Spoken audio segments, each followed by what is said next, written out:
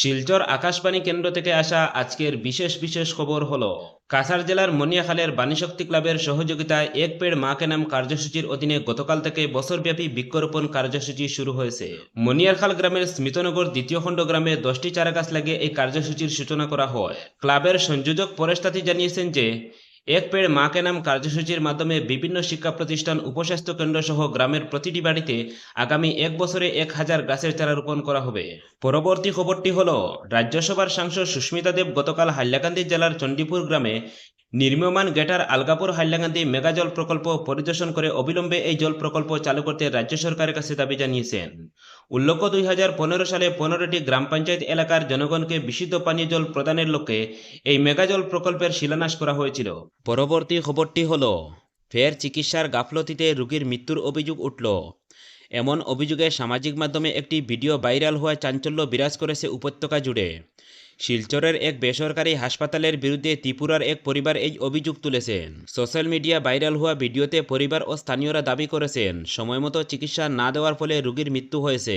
ভিডিওতে দেখা যাচ্ছে উত্তেজিত জনতা হাসপাতাল কর্তৃপক্ষের বিরুদ্ধে ক্ষোভ প্রকাশ করেছেন। পরিবারের সদস্যদের বক্তব্য অনুযায়ী রোগীকে হাসপাতালে আনার পর দীর্ঘক্ষণ অপেক্ষা করানো হয়। চিকিৎসকের উপস্থিতি না থাকায় অবশেষে মারা যান ওই মহিলা। এই ঘটনার ক্ষুব্ধ পরিবার প্রশাসনের কাছে সুষ্ঠু তদন্ত ও দোষীদের শাস্তি দাবি জানিয়েছেন। পরবর্তী খবরটি হল কেন্দ্রীয় সরকারের সামাজিক ন্যায় ও সবলীকরণ মন্ত্রণালয়ের অধীনে বিশেষভাবে সক্ষম ব্যক্তি বিভাগ 3টি শাখায় বিশেষভাবে সক্ষম ছাত্রছাত্রীদের নির্ধারিত বৃত্তির জন্য আবেদন চেয়েছে। এই আবেদন জাতীয় বৃত্তি পোর্টালে www.scholarship.gov.in এ জমা দিতে হবে। আবেদনকারী ছাত্রছাত্রী 40% শারীরিক অক্ষমতার প্রমাণপত্র থাকা সহ বার্ষিক আয় 2.5 লক্ষ টাকার কম হতে হবে। প্রার্থীর আধার নম্বর অথবা পিতামাতার ব্যাংক অ্যাকাউন্ট থাকতে হবে।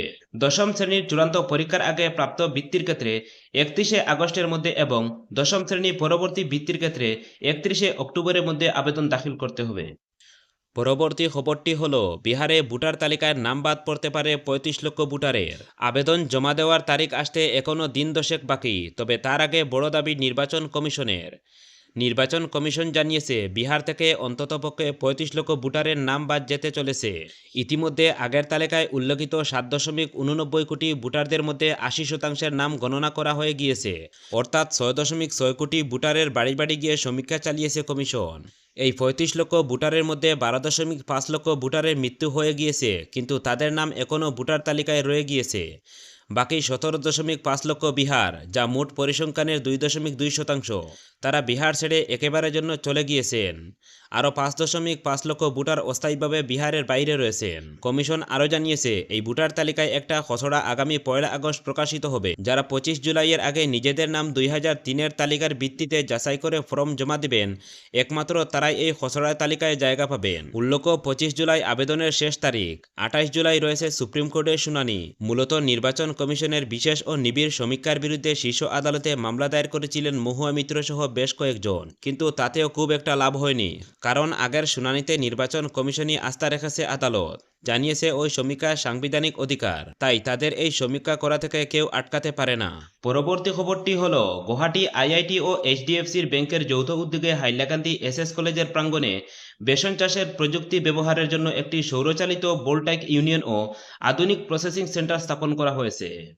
এই ইউনিটটি 50 কিলোওয়াট বিদ্যুৎ উৎপাদন করবে এবং ফসল প্রক্রিয়াকরণ ও সংরক্ষণ ও বাজারজাত করার ক্ষেত্রে সহায়তা করবে। এই উপলক্ষে আয়োজিত অনুষ্ঠানে প্রধান অতিথি হিসাবে উপস্থিত ছিলেন অতিরিক্ত আয়ুক্ত দীপমালা গোয়ালা। বিশেষ অতিথি হিসাবে উপস্থিত ছিলেন গুয়াহাটির আইআইটি অধ্যাপক ডক্টর সিদ্ধার্থ সিং।